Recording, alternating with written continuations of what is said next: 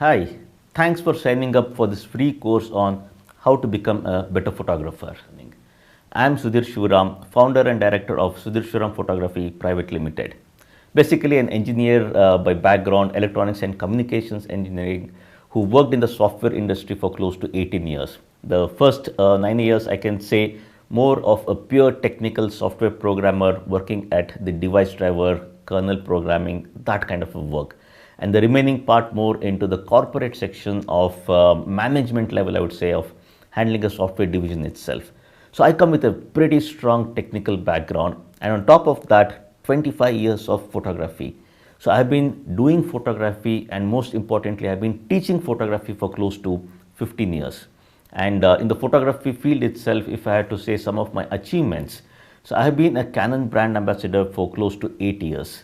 On top of that, the Sanctuary Asia Wildlife Photographer of the Year. And then even with respect to National Geographic, I have won, or rather my cover shot of this beautiful image has won the National Geographic Yellow Border Award. So this cover shot featured in the National Geographic Traveler India, and then the internal competition within Nigeria across the 14 countries, and this won the first prize for India. Beyond that, when it comes to the recent Asian Photography Awards for 2017, I have been recognized and awarded as the third most influential person in the photography industry in India. So the first has been the Canon MD and CEO, the second has been the Nikon MD and CEO, and I have been at number 3. So when it comes to a photographer, probably the most influential photographer in India itself for 2017. And then again for 2016, I was placed at number 2. And then the year before that, I was placed at number 5. So the last 3 years consecutively, I have been rated as one of the most influential people in the photography industry itself. And then in the recent survey concluded, in the top 100 photographers on the web, the most talented, famous photographers on the web, I have been placed at number 12 across the globe. So number 1 in India, I would say. And then when it comes to wildlife photography across the globe in the top 100 list, I've been placed at number 1. So the awards and recognition, it goes on and on and on. So that basically gives me the confidence to teach, the kind of credibility I have. And that is where the big brands like Canon, Nikon, Samsung, Adobe, a lot of these big brands, they work with me because of the trust they have in me, with my capabilities, with my technical knowledge on photography and everything related to photography. So I've been conducting photography tours, workshops, all this for years together. And in the last 3 years alone, I have taught for more than 1,500 students. So I come with this very, very strong background when it comes to photography teaching. That's about me. Now let's come to the course itself. What is this course about? Now, in the next 40 minutes, I am going to teach you everything you need to know on the basic fundamental aspects of photography. Fair enough, you have bought your new camera and you look at all the various settings in the camera, doesn't matter, be it a Canon or a Nikon or a Sony or a Pentax or a Ricoh, the brand just does not matter. It's the concept which is more important. So you bought the camera, you look at the camera, the settings, it's way complicated. There are way too many buttons. In fact, if you see the current age digital cameras, they are very complex. The photography manual itself, if you see 200 pages, 300 pages, I don't expect you to go through those 300 pages to start operating this camera or how to become a better photographer. So in this course, what I'm going to do is I'm going to help you understand. If you look at the very basic things, what gets displayed at the back of the camera, I'm going to help you understand what each of those things are, how they impact photography, how you can start using that. So I'm going to teach you all those.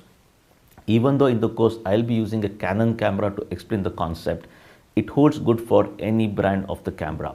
So what I want you to do is charge your camera completely and then hold the camera in your hand, go through the course one step at a time and start experiment along with me. And now comes another important point. Go at the end of the course. Once you finish the entire course, I want you to stick with me for the full course. That is very important. Once you finish the entire course, at the end of this course, I am going to give you some very, very useful information and tips. So don't cut it across. Stay till the end, go through it and hear what I have to say at the end of the course, which is where is going to be very, very important for you when it comes to your photography learning. And now comes another very important point. Now, as a part of this course, this is what, around 40 minutes of course. That's all. It's not a very big course. Now, if you look around, you have a lot of distractions. Your cell phone, your email is coming up, you have your Facebook or Instagram account, you keep looking at all those things. So if you want to learn, if you want to be a better photographer, before you start this course, what I want you to do is switch off all those things. No distractions, nothing. You give me your undivided attention for the next 40 minutes and I'll guarantee you, you are going to become a better photographer. Your understanding about photography will change like anything. So switch off all those things, pay complete attention to what I have to say as a part of this course, experiment along with me, and most importantly, as I said, at the end of this course, I have some very important information to share with you. Go through that as well, and then you can feel the difference in your images, and then you will be very happy looking at the images, the wow factor in the image, all those will start coming in. So let's get started with the course. Hi, in this tutorial, I am going to take you through the core concepts, the fundamental concepts of photography, and give you my recommendations so that you can start making some awesome images. The other good part about this tutorial is, like, I'll be conveying some of the settings, and in your camera you should be able to try it out and do the things practically along with me. So in the next 30 minutes, stay tight, follow the concepts, experiment along with me, and you will see the difference in your images, where you will understand what it takes to make those awesome images. So let's get started.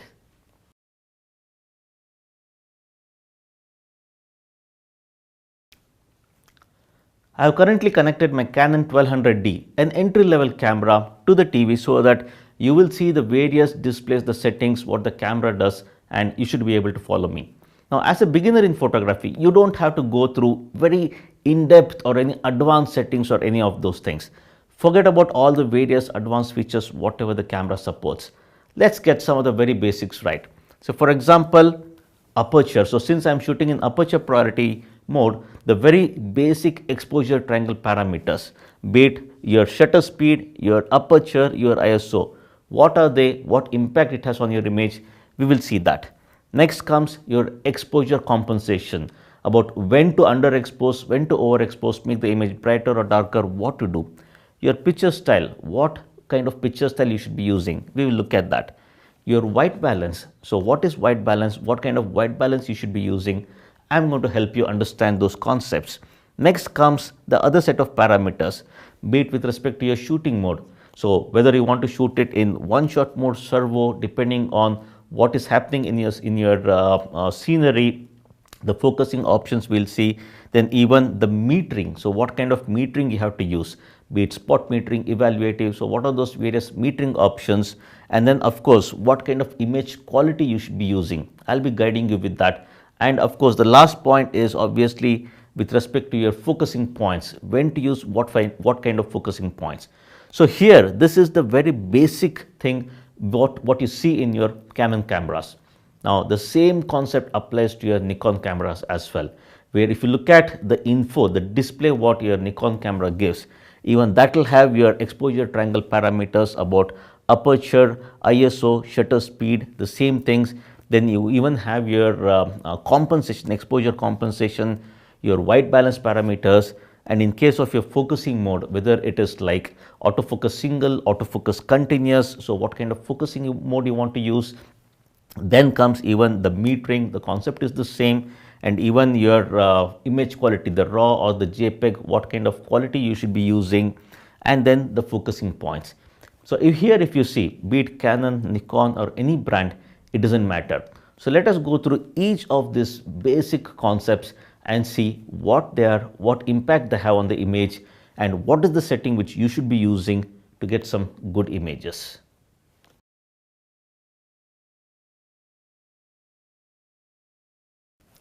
As a first step, let us understand about the image quality.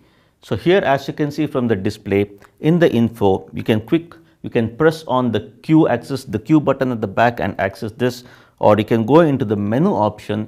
In that you have the image quality.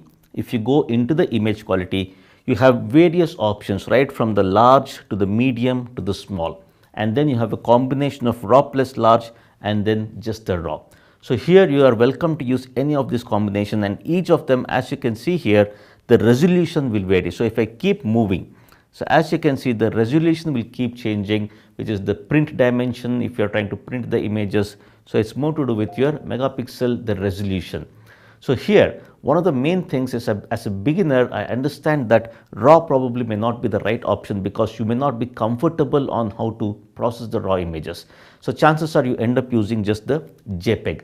So, but my recommendation would be to use a combination of raw plus large depending on the size of the memory card. So yes, please go ahead, buy a larger sized memory card so that you can store more images.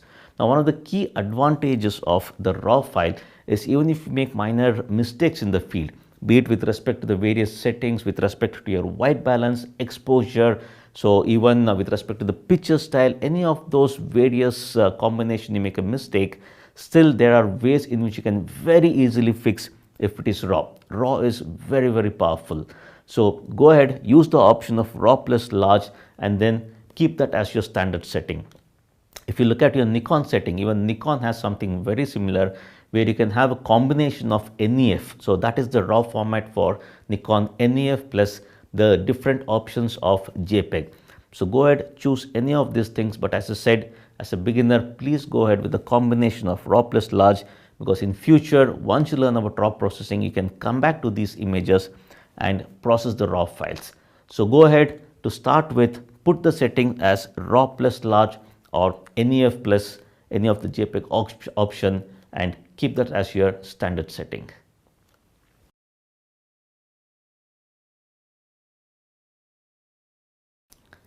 Let us now understand the next important parameter, which is your white balance. So in case of Canon, I can access the white balance using the quick access button at the back by pressing Q and going into this, or I have a direct access button. Check your camera and you will have a direct access white balance. I click on that and you have this various parameters, various white balance setting rather. What is white balance? In simple terms, white balance is one of the key parameter which decides what kind of colors you want in your image. White balance is nothing but telling the camera to get a white color as a proper white depending on the lighting situation. Now, white balance is expressed in Kelvin. So here if you see with respect to the white balance, for my Canon 1200D, I have all this various white balance setting. I have the auto white balance where the camera decides what kind of colors to put, what kind of Kelvin value to put depending on the lighting. Then I have the daylight. So daylight has an approximate value of 5200 Kelvin. Then I have the shade. Shade is approximately again 7000 Kelvin. I go further, I have the cloudy, which is 6000 Kelvin. Then the tungsten light, which is more of 3200 Kelvin. Then again the white fluorescent light. Flash, for outdoors, flash is in the range of 5400 Kelvin. And then the custom white balance. So depending on your camera model, you may have the advanced setting of the manual white balance where the K will be displayed and these values you can manually put it. Let's go each of this, let's look at each one of them. Now, when it comes to outdoors, if you use a white balance setting of anything about 5000 or below 5000 Kelvin, say for example, daylight, then tungsten or even fluorescent, any of these parameters where the value is less than 5000 Kelvin, you will get more of bluish cast in your image. So whereas same outdoor conditions, if you go into the option of say shade which is 7000 Kelvin, cloudy which is 6000 Kelvin, anything above 6000 Kelvin, you will get more yellowish colors in your image. Now let us look at this particular image. So this image has been shot outdoors. So what I'm going to do is I'm going to show you like how by putting different white balance values, the colors of the image basically changes. So I'm going to just put it in auto mode. So auto, the camera decides, I have no control. Then if I'm going to put it in daylight at 5200 Kelvin, this is what I get.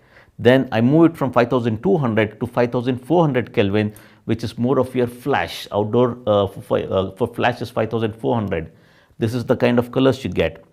Then I moved to cloudy, which is 6000 Kelvin. And then even with respect to shade, it is more of 7000 Kelvin, it goes up.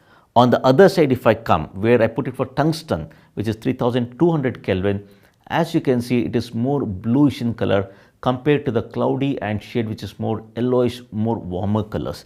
Even white fluorescent light also gives you more bluish color. So as you can see, white balance varies the colors in your image.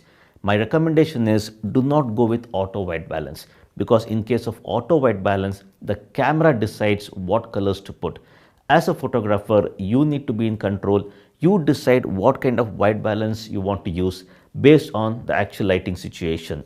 This is for Canon, and if you look at Nikon option, it is more or less the same, where the terminologies may vary a little bit, but the overall concept of using the white balance is the same. So as I said, as a beginner, my recommendation when it comes to the using the values for white balance, don't go with auto. Based on the lighting situation you use, whether you want to go with daylight or flash, or it is cloudy, or with respect to shade, those things. For indoors, probably it may be more of incandescent or fluorescent. Those options comes into picture.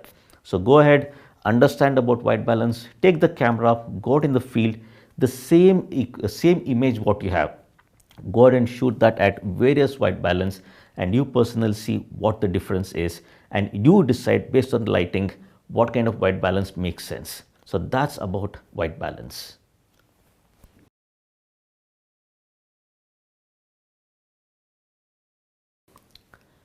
Now comes the most important part of photography, which is your exposure triangle parameters of shutter speed, aperture and ISO. Let us study what these parameters are, what impact they have on the image, and what kind of settings you should be using. I am currently in the shutter priority mode of my camera, which is the TV mode for Canon and S mode for Nikon. So here what happens, as a photographer, I set the shutter speed. So let us look at what is shutter speed. Now, shutter speed is the duration of time your shutter is open for the light to enter and hit your sensor. So if you look at the shutter speed, so a value of low shutter speed basically causes motion blur. If you are shooting handheld, the shake which comes into the image, that is because of slow shutter speed. Whereas if I take it up, so all the way I keep going, a higher shutter speed freezes action. So what does shutter speed do? Low shutter speed is responsible for motion blur or camera shake which comes because of handheld shooting. High shutter speed freezes the action. So if you look at this particular image, so this I have shot it at a high shutter speed, where you can see that the waterfalls, the overall action has been frozen. Whereas the same image, when I shot it at a very slow shutter speed of say 2 seconds, 4 seconds at that slow shutter speed, as you can see, it's more of a silky flow of water. So shutter speed is the duration of time the shutter is open, and then you can basically decide how you want to take that image. My recommendation when it comes to shutter speed, if something is totally static, if it's a person standing, not moving, it could be a landscape scene. So anything which is totally static, you don't have to worry too much about the shutter speed. And of course, for any beginners, as I recommend, always use a tripod to get a proper setting.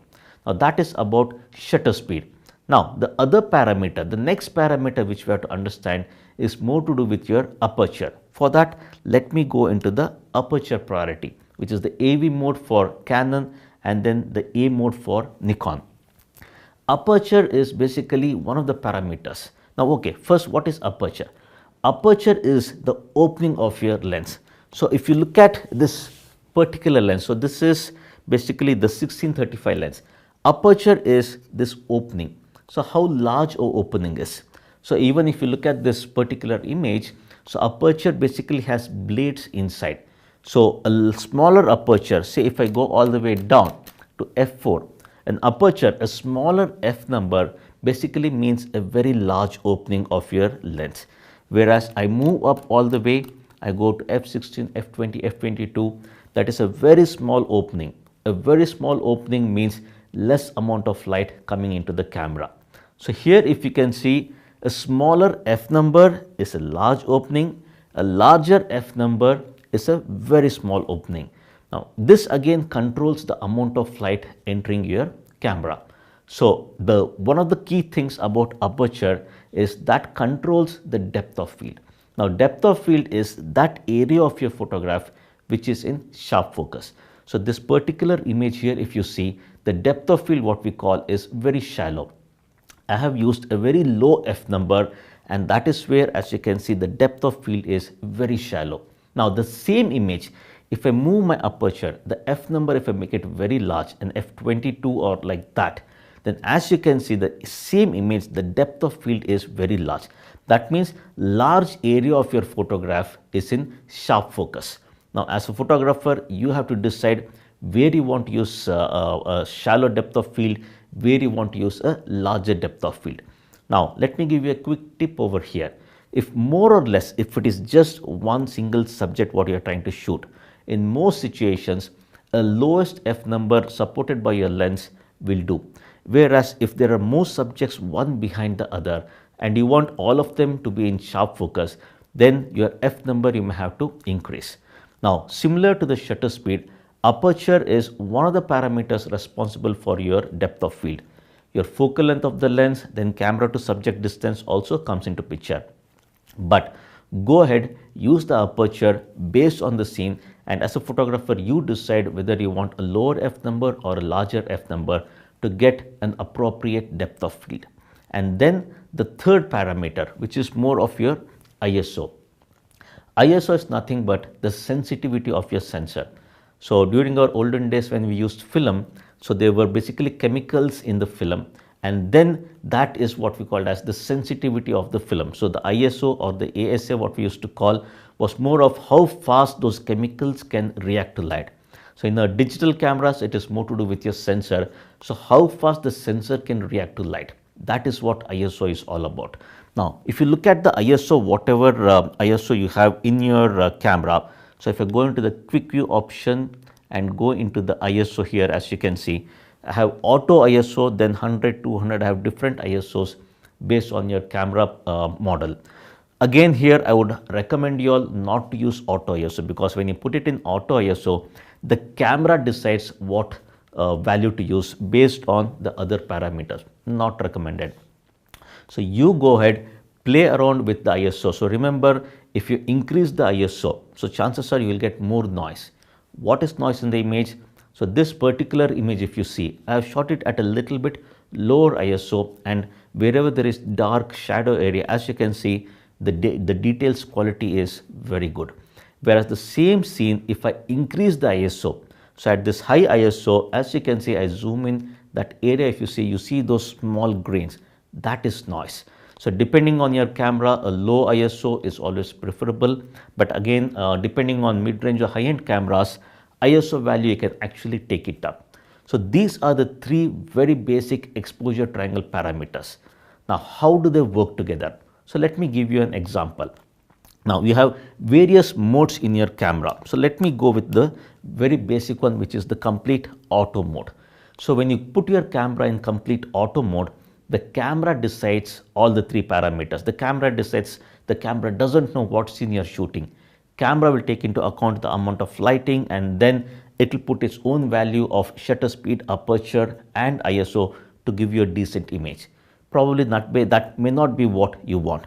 Next comes, and of course, if the light is less, the camera will pull out the flash as well. The next is the P mode, which is the program mode.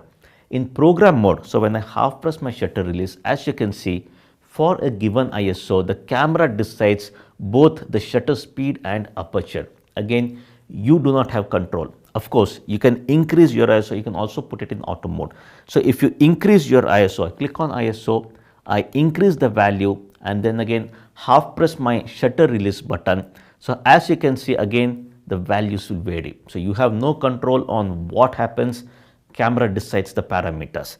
Now the other mode is basically the TV mode, which is the shutter priority mode, or for Nikon guy it is the yes mode. So when you put it in TV mode, as a photographer, you decide what kind of shutter speed you want for a given ISO, and when you half press the shutter release button, camera will give a particular aperture. Now remember, if the aperture is blinking, which is happening in this case, if the aperture is blinking, that means that is not enough for this very high shutter speed in this low light situation. So I'm in my studio, the lighting is very low, so this high shutter speed for this ISO is not enough. Aperture is not enough, it blinks. If I shoot, I'll get a dark image. So that is where I keep decreasing the ISO, and then it is still not enough. There you see, it's very dark in the room here. I go all the way down, and there you go. So at one point it stops blinking, and this is a good value. Of course, remember, if the movement is happening in the subject, you will get shake blur, okay, if you're especially doing handheld. So you have to watch out for shutter speed. So keep it in mind, if any movement is happening in the scene, then make sure to watch out for the shutter speed and try to keep a high shutter speed if you want to freeze the action, and then if you want to purposely induce a motion blur, go with the slow shutter speed. That is about TV mode or the yes mode. And then the other mode is AV mode, which is the aperture priority mode, and for Nikon guys it is the A mode. In case of aperture priority, as a photographer, you decide, let me take it all the way down, you decide what aperture you want for a given ISO, and when you half press your shutter release button, camera will give you a corresponding shutter speed. Now you vary your aperture, then the shutter speed will vary. So in case of aperture priority, as it says, the priority is more on aperture. You decide what aperture you want for a given ISO, camera decides the shutter speed. So this is more recommended when there is not much movement happening in your scene. If you are doing landscape photography or any of those areas of photography where your depth of field is more important than the shutter, in that case, go with your aperture priority. Then the other mode is basically the complete manual mode. This is a little bit advanced mode. For beginners, I would not recommend that, because you have to decide all the 3 parameters based on the metering and other complex things. Not recommended. Go with any of the other mode of aperture priority, shutter priority, or even for that mode, program mode also will work. And then the other set of mode in your camera, you have all these various portrait mode. So portrait mode, here if you see, the ISO will be auto, and then the default setting. So more or less, if you see portrait, the camera gives more emphasis to the depth of field. And then you have the landscape. So even in case of landscape, okay, it is more of, again, the default settings are the single shot, not the burst mode. And then again, the priority is given more for larger depth of field. In case of a portrait mode, the camera tries to give you a shallow depth of field. In case of landscape, it tries to give you a larger depth of field to give everything in focus. Then you have the close-up or the portrait mode. Again, in that situation, it is more of trying to give you a shallow depth of field. Then comes your sports, action photography. Action photography, as you can visualize or you can think, is more to do with action happening. You want to freeze it. So in this mode, camera is going to give you a faster shutter speed. Then the other one is stars, night photography. So in this night situation, is going to give you a long exposure. Now, depending on what kind of camera model you will have, these are some of the very basic kind of shooting modes what you have. So once you understand overall, so let me go back to the AV mode. So once you understand the combination of your shutter speed, aperture and ISO, then play around with the settings, and as a photographer, you decide what kind of setting you want. So my recommendation, again, let me repeat. So any of those genres where action is happening, movement is happening, you want to freeze it or you want to create a motion blur, go with the shutter priority and decide what kind of shutter speed you want. And then depending on whether you're shooting macro, close-up, portrait, landscape, anything static, still, where shutter is not of much concern, it is more of depth of field what you want, go with your aperture priority and decide what kind of aperture you want. In all these cases, please keep a tab on what ISO you're using, because a very high ISO will yield noise image. Okay, so these are the very basic settings what you have to keep in mind on the exposure triangle parameters, and then as a photographer, you decide what you want and go ahead with those settings.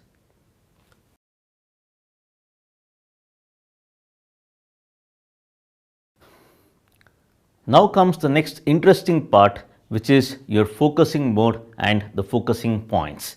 Now again, if I go back to the display here, in your display currently I am in one shot mode. So even in case of Nikon, so you have the different kind of focusing modes. So let me go into this. So I'm going to press the quick access button, the Q, and go into that. Of course, so depending on your camera mode, in fact, even for me, I have the direct access button, which is AF button at the back. I press that, I go into the different autofocus modes. Now let us look at each of these autofocus modes. The first one is one shot in terms of Canon, and for Nikon guys it is AFS, autofocus single. Typically one shot mode is used for totally static subjects. So what happens in case of one shot mode is when you half press the shutter release button, you hear the beep.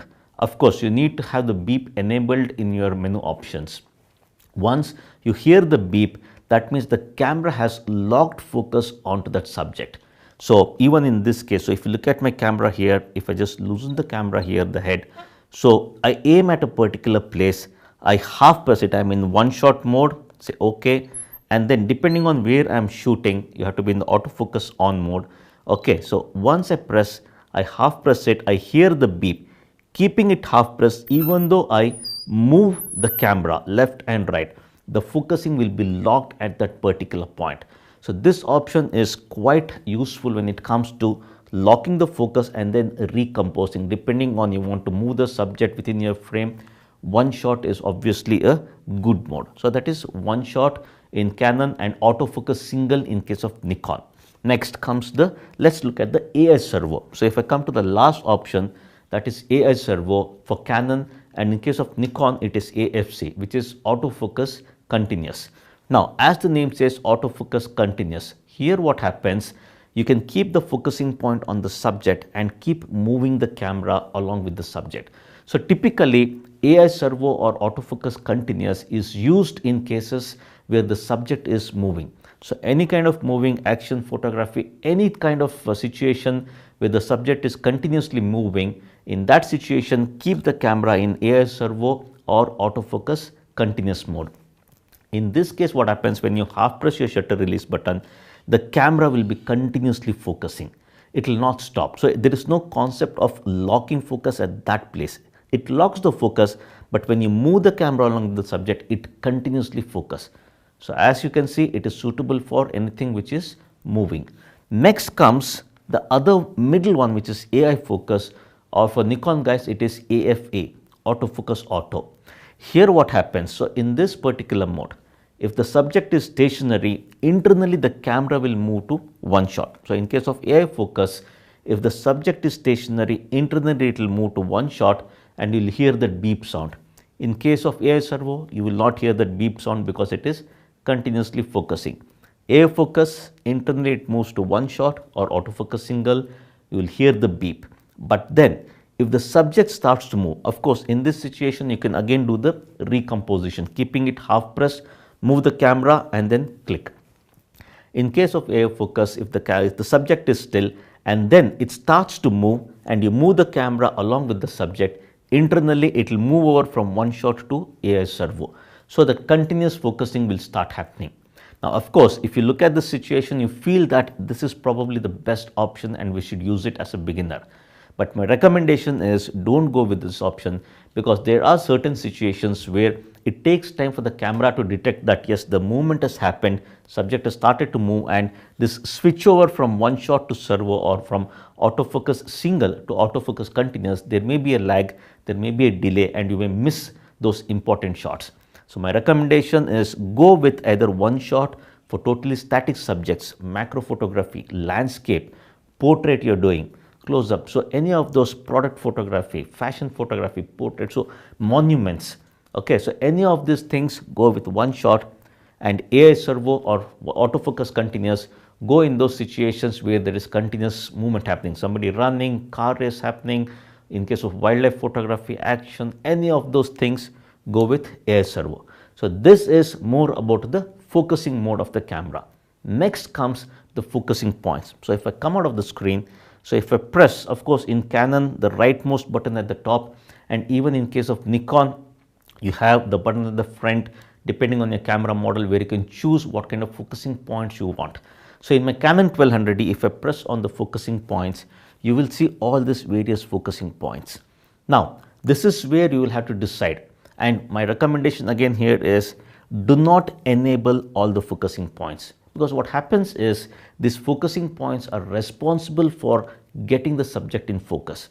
Now if you enable all the focusing points, what happens is the camera decides where and how to focus, or on what subject within your frame it has to focus. based on how much light is falling on the subject, based on the contrast of the subject, the camera decides. So that is obviously not a good option, because if there are two people standing one behind the other, you want to focus at the front person, chances are if it's not properly lit, the camera will focus at the back person which is more lit, and that is not what you want. So avoid enabling all the focusing points, and you decide. So move your options around, and based on how you want to compose, you go ahead, move the focusing left, right, wherever you want to focus. And honestly speaking, the center focusing point is basically the most powerful one, which is the fastest, which basically focuses on the subject very fast. So go with the center focusing point for faster focusing even in low light situation. Concept is the same even in case of Nikon. Now, even depending on your camera model, the number of focusing points also will vary. So depending on the number of focusing points, you can decide as to, like, from a composition, where you want to move, how you want to move the focusing points. Okay. So again, as I said, avoid enabling all the focusing points. Go with one focusing point and manually move it around depending on how you want to compose. So that is more about the focusing mode of the camera, and then using different focusing points on how to compose the image. So remember, you go ahead, you decide what kind of composition, what kind of focusing mode you want, put those parameters in the camera, and then take it forward.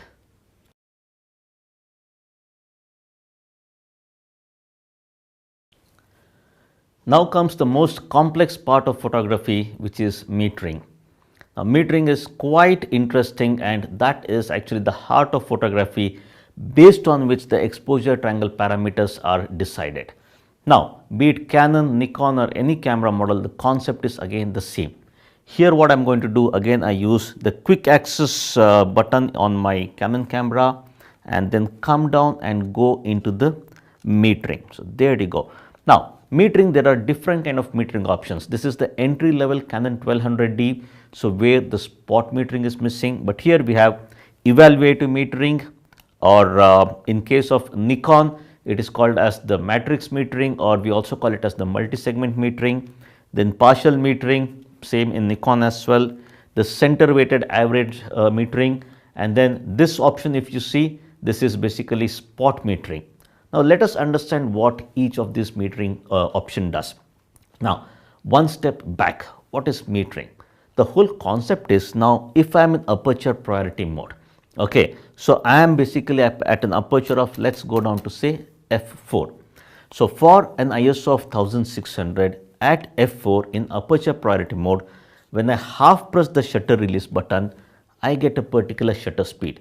So that value of shutter speed is decided by what kind of metering mode I am in. Now, in simple terms, for you all to understand, metering is nothing but it's more to do with the amount of light which is reflected from the subject. So the camera calculates how much light is reflected from the subject, and to give you a very basic exposure, to give you a exposure where it's not very dark, where it is not very bright, it will give you the shutter speed of 1 by whatever. So that is metering.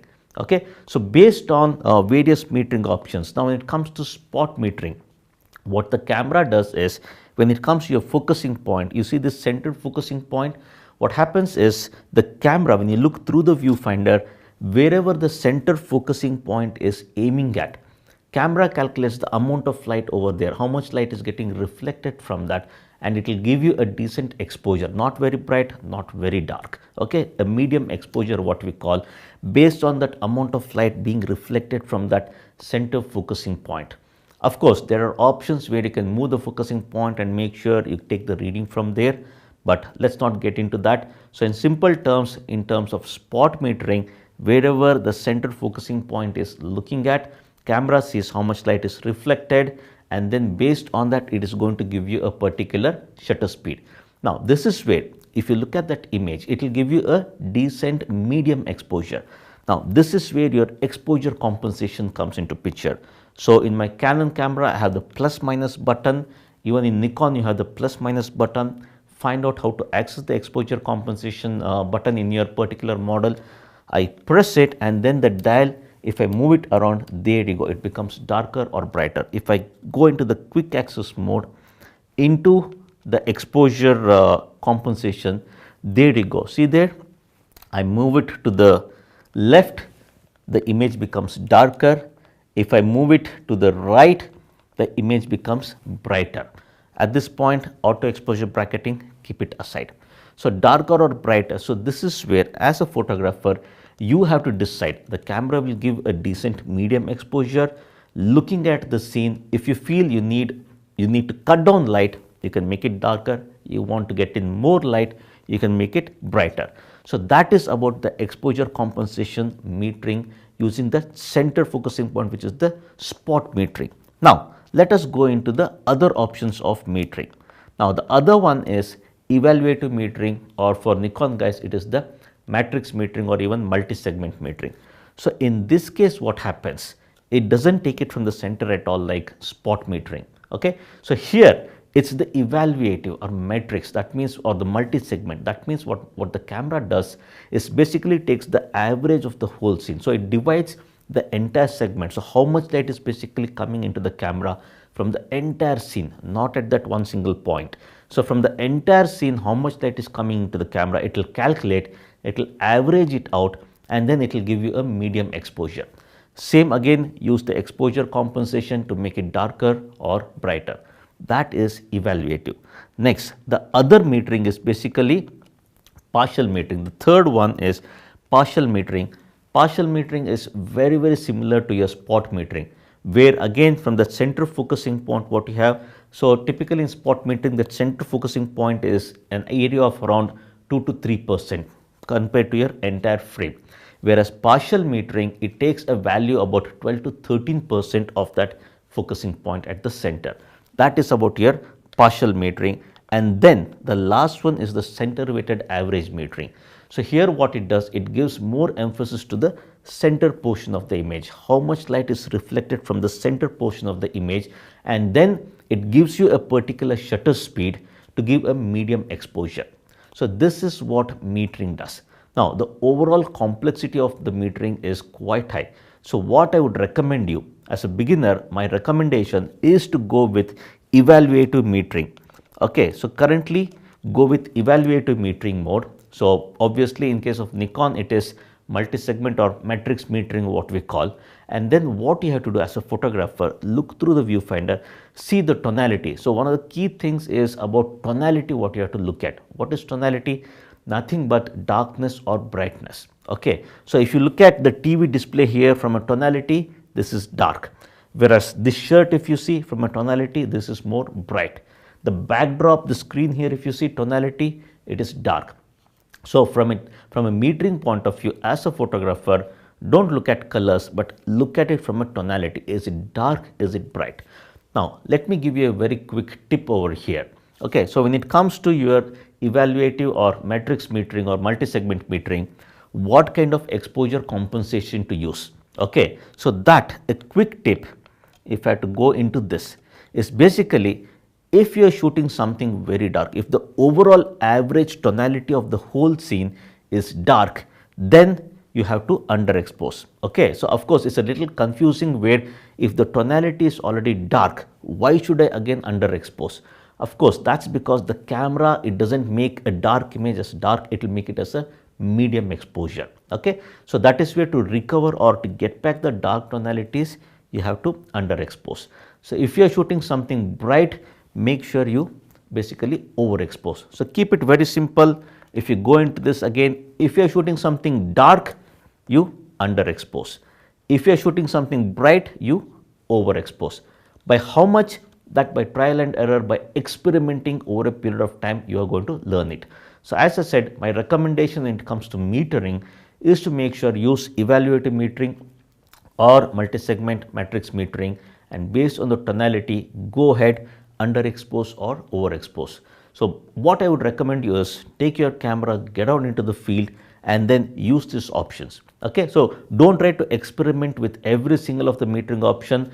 Try to master one particular metering option, understand it in depth, and then continue to the next one. So, put your camera in matrix or evaluative or multi-segment metering, same scene. Okay, put it on a tripod, put the camera on a tripod, same scene, shoot it with your exposure compensation at 0. So it doesn't matter whether you're in AV mode, TV mode. So obviously the corresponding value the camera will give you. Okay, it's okay. Go ahead with AV or the A mode. Then go ahead, same shoot it at 0. Then if you feel that the overall tonality, the average tonality is more on the darker, try to underexpose. You see these dots over here, try to underexpose by each dot. So one step, two steps. So keep underexposing one step at a time, the same scene. Then again get on to the other side. So the best way to learn as a beginner is to experiment, experiment, experiment. And don't experiment on different scenes. That's another important point. Experiment on the same scene with different values. Make a note of it. And of course, the very good point is the EXIF information is available in your camera.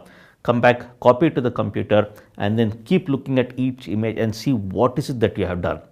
And that is how you can master the whole concept of metering, and you decide, depending on the situation, what kind of metering, what kind of exposure compensation you want to use, and then decide. So that's the best way to learn. Experiment one step at a time and then master the concepts. Good luck with metering.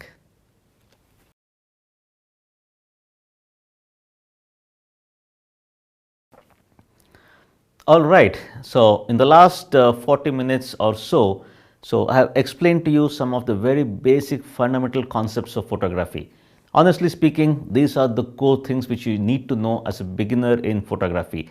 There are a lot of advanced things that is for later, but get these fundamental concepts right. So to conclude or to summarize what is it that you have to be doing, the main thing, obviously, what kind of image quality, as I said, go with the combination of raw plus large. And then comes obviously your white balance setting.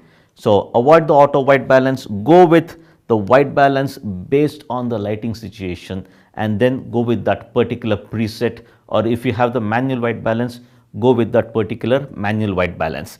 And then comes your exposure triangle parameters: shutter speed, freezing the action, motion blur, handshake, those things comes into picture. Your aperture, the depth of field comes into picture. And then obviously your ISO is to do with noise. Obviously this whole combination you have to get it right based on what kind of metering you use. So depending on the metering what you use, this combination comes into picture. And then the exposure compensation, making it darker, making it brighter, depending on the tonality, that you have to keep it into consideration. And then the other very important aspect is regarding the focusing. So with respect to your focusing options, whether you want to use one shot or autofocus single, AI servo or autofocus continuous, this is for static subject, this is for subject which is moving. Combination of both is AI focus, but as I said, my recommendation is avoid that. And then the other important point obviously is your focusing options. So what kind of focusing points you want to use? Be it Canon or Nikon, you have different kind of focusing points. Understand what those are, and for composition you will have to move the focusing points around, decide what is it that you want to do. So if you look at all these various combinations, this is the very basic. And the other one which I actually skipped is more to do with your picture style, and honestly speaking, don't worry too much. My recommendation is to go with the standard. In case of Nikon, you have your vivid, which gives you more vibrant colors, even the standard is there. Even in case of Canon, you have the landscape mode where you get a little bit more vibrant colors. So again, picture style is again more to do with what kind of photography you're doing, what you're shooting. And as I said, if you're shooting raw mode, then you can change those picture styles at a later point of time during post-processing. So these are the very basic fundamental concepts of photography. Experiment each of these things, learn the concepts by heart. Of course, no need to by heart anything over here. It's more of experimenting, understanding, and hopefully this session what I just gave it to you, hopefully you're going to like make use of it, practice, practice, practice, experiment, experiment, experiment, and then once you master this, then comes the advanced session, and that's for a later point of time. So good luck with your learning and good luck with your photography. All right, welcome back. So I am sure like you had a fantastic session going through all the various concepts. Pick up your camera now, start clicking those amazing images. But as I said, what you just saw, the course what you went through is just the tip of the iceberg. So as a part of the portfolio of services what I offer on my website, so online video tutorials is one of the very, very important things. So of course, like if you look at the various courses which are available on my online tutorials, the first important one is the basics and advanced photography course along with post processing. Now this itself is a very, very huge chapter where I take you through all the fundamental concepts, the advanced concepts, connecting the camera to the TV screen, what you went through, what you saw, and then I take you out into the field and practically show you how to basically implement that. So all those various fundamental things and even the advanced concepts I teach you over there make you perfect in all those things. And then of course at the end of that session you will understand as to what it takes to become a very, very good photographer. And then you can experiment it out there, those things hands on, you can try it out. It doesn't end over there. Then comes the other very important aspect, which is post processing. So if you look at the overall photography, it's just not about understanding about your camera, how to take good pictures. Fine, you got the images, you copied it to your computer. Next what? So how do you basically present those images? Even if you have to go to a party, I mean, you just don't get up and then just get off to the party. You make sure you are in a presentable situation. You go do, you freshen up, you have bath, whatever, shave, makeup, little bit of combing. So basically it's the same you, but you make yourself more presentable. So how do you do that to your images? That is where the post processing tutorials comes into picture. And as a beginner in photography, again, as I said, be it a Canon user or Nikon user, just does not matter. So I have targeted post processing tutorials right from using the very basic Adobe set of products using Photoshop, Adobe Camera Raw to process your raw files. If you are a Canon photographer, I have the Canon DPP, Digital Photo Professional course for you, online learning. If you are a Nikon shooter, then I have the Capture NXD tutorial as well.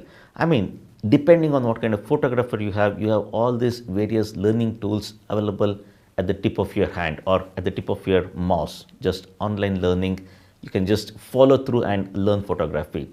So once you finish your basic course, once you understand about all the post-processing concepts, all those things, next comes the other thing. Fine, if you want to buy a new camera, upgrade your camera, what is it that you should be doing?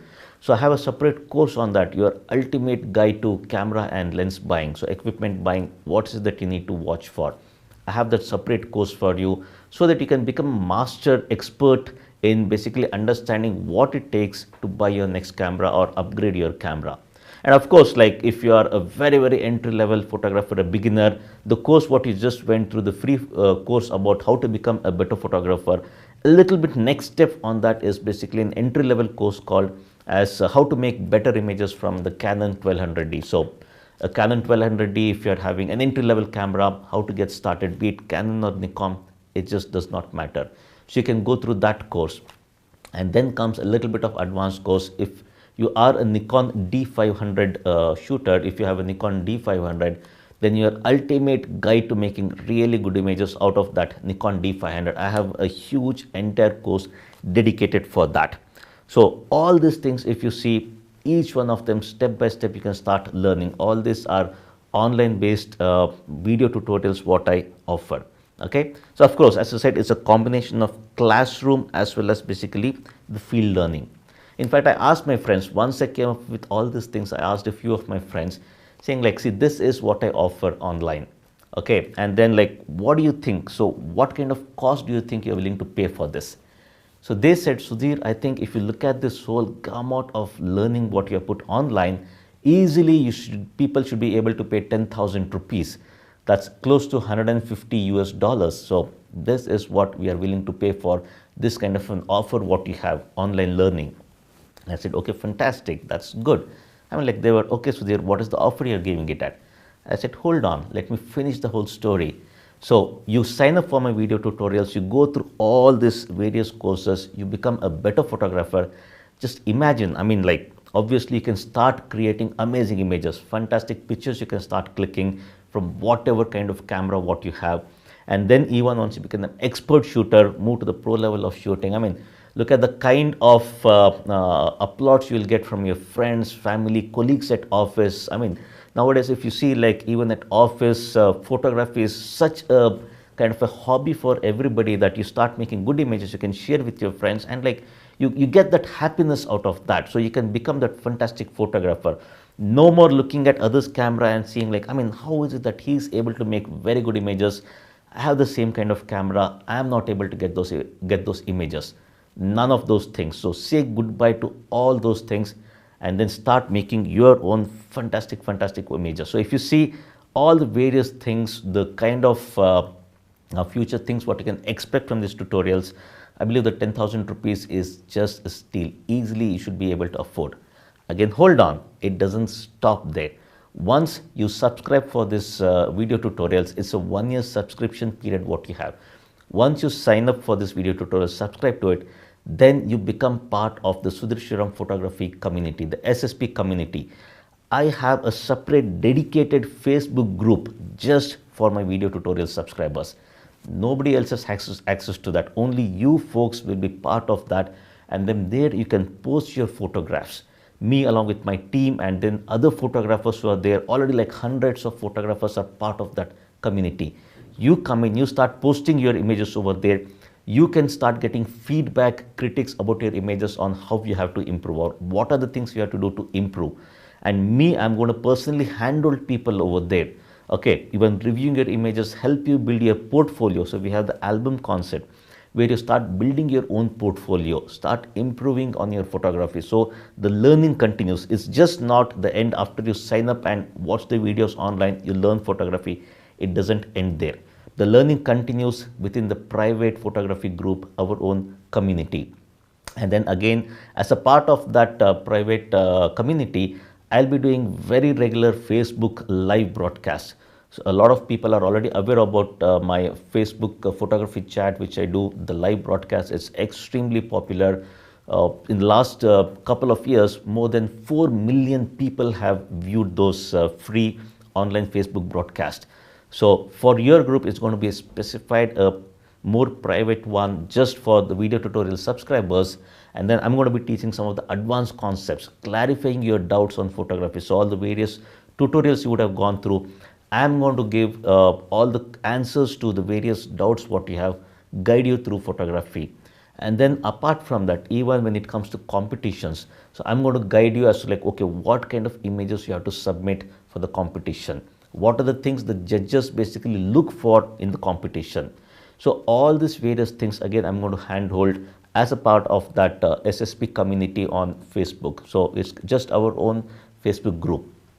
If you see the kind of benefits what you have, all these various things, this is where I think 10,000 rupees is absolutely easy go on that. That said, now comes the surprise element. The cost of this entire package is not 10,000 rupees. All this for a limited time period, I'm going to give you an offer of just 4,997. That is all it costs.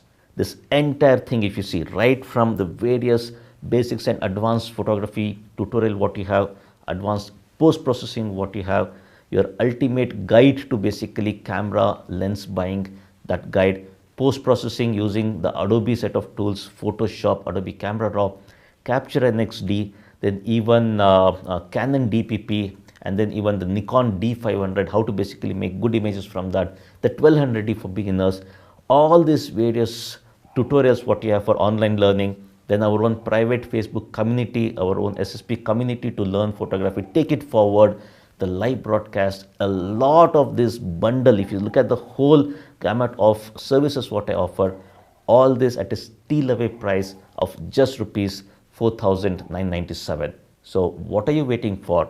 The link is right down here.